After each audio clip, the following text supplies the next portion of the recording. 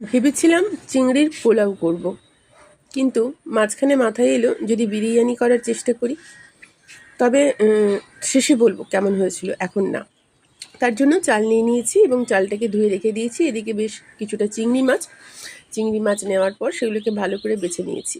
এদিকে সাদা তেল আর ঘি দিয়ে তার মধ্যে গরম মশলা, তেজপাতা, শুকনো লঙ্কা আর কিশমিশ, পেঁয়াজ। আমার কাছে কাজু নেই তাই কাজু দিইনি, আপনাদের কাছে থাকলে দিতে পারেন, নাও দিতে পারেন। এবার ধুয়ে রাখা, পরিষ্কার করে রাখা চিংড়ি মাছ এর মধ্যে দিয়ে নেব, খুব ভালো করে ভেজে নেব।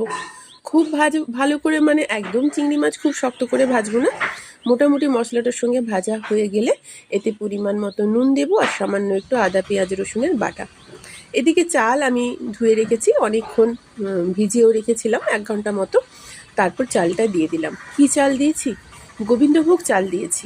দেওয়ার পর ভাবলাম একটু কমে গেছে, তখন এর সাথে মেশালাম সামান্য বাসমতি চাল। এখানেই ভুল করেছি, শুধু গোবিন্দভোগ চালের করলেই বেশি ভালো হতো, বা শুধু বাসমতি চালের করলে।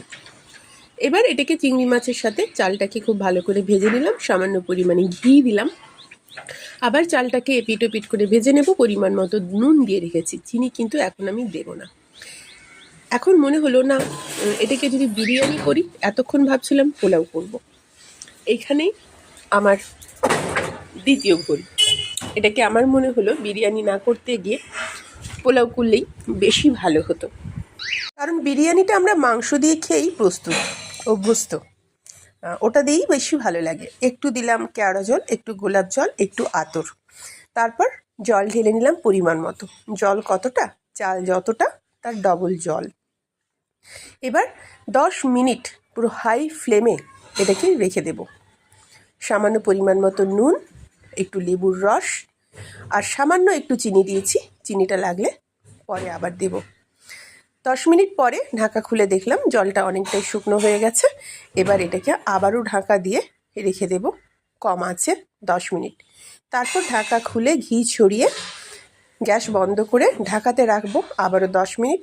রান্না পুরো কমপ্লিট।